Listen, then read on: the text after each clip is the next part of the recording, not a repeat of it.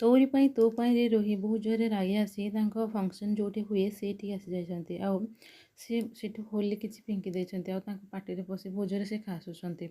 ଆଉ ସେଇ ଟାଇମ୍ରେ ଚିକି ଆସି ଗୋଟେ ପାଣି ଗ୍ଲାସ୍ ଦିଅନ୍ତି ଆଉ ସେ ପିଅନ୍ତି। ପିଇଲା ପରେ ତାଙ୍କୁ ମନେ ପଡ଼େ କିଏ ପାଣି ଗ୍ଲାସ୍ଟା ଦେଲା ବୋଲି ସେ ଯେତେବେଳେ ଦେଖନ୍ତି ସେ ଦେଖନ୍ତି କି ସେ ଚିକି ହିଁ ତାଙ୍କୁ ପାଣି ଗ୍ଲାସ୍ଟି ଦେଇଛି ପିଇବାକୁ। ଆଉ ସେ କହନ୍ତି ତୁ ମୋ ସାମ୍ନାକୁ ଆସେନି ଚିକି। ହାତରେ ଥିବା ଗ୍ଲାସ୍କୁ ସେ ଫିଙ୍କି ଦେବାକୁ ଚେଷ୍ଟା କରନ୍ତି ଆଉ ସେ ଗ୍ଲାସ୍କୁ ଫିଙ୍କି ଦେଲା ବେଳେ ଚିକି ତାଙ୍କ ହାତ ଧରି ନିଅନ୍ତି ଆଉ କହନ୍ତି ତୁ ଯଦି ଏମିତି ଭଙ୍ଗା ଫୋପଡ଼ା କରିବୁ ତାହେଲେ ତା'ର ମୂଲ୍ୟ ତୋତେ କିଏ ଦେବ? ତୁ ଯାହା ବି ପିନ୍ଧୁଛୁ ଖାଉଛୁ ଏସବୁ ମୋ ଜେଜେମା ହିଁ ତୋତେ ଦେଉଛନ୍ତି।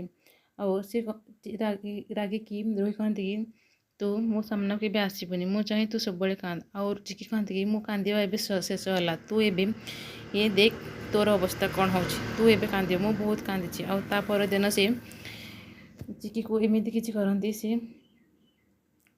ତଳେ ପଡ଼ିଯାଆନ୍ତି। ତଳେ ପଡ଼ିଗଲା ପରେ ଚିକି ତାଙ୍କ ମମିକୁ ଡାକନ୍ତି ଆଉ ସେପଟେ ରୋହି ଏମିତି କିଛି କରିଥାନ୍ତି କି ତାଙ୍କ ଶାଢ଼ୀରେ ନିଆଁ ଲାଗିଯାଏ। ନିଆଁ ଲାଗିଯିବା ପରେ ସମସ୍ତେ ବହୁତ ଡରିଯାଆନ୍ତି।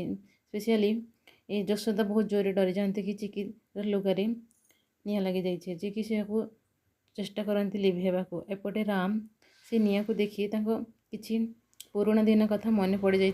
ଚିକିଙ୍କ ସହିତ ଯେତେବେଳେ ସେ ଥାଆନ୍ତି କିଛି ମନେ ପଡ଼ିଯାଏ କି ଚିକି ହିଁ ତାଙ୍କୁ ଦିନେ ଏମିତି ସେଭ୍ କରିଥିଲେ ବୋଲି ତାଙ୍କର ମନେ ପଡ଼େ। ଆଉ ଜୋରରେ କହନ୍ତି କି ଚିକି ଡାକି ତାଙ୍କୁ ସେଭ୍ କରି ନିଅନ୍ତି। ତାଙ୍କ ନିଆଁ ଲାଗିଯାଇଥିବା ଶାଢ଼ୀକୁ ଫିଙ୍କି ଦିଅନ୍ତି ଆଉ ତାଙ୍କର ଯେଉଁ ଧରିଥାନ୍ତି ଯେଉଁ ନେଟ୍ ଟାଇପ୍ର ତାକୁ ସେ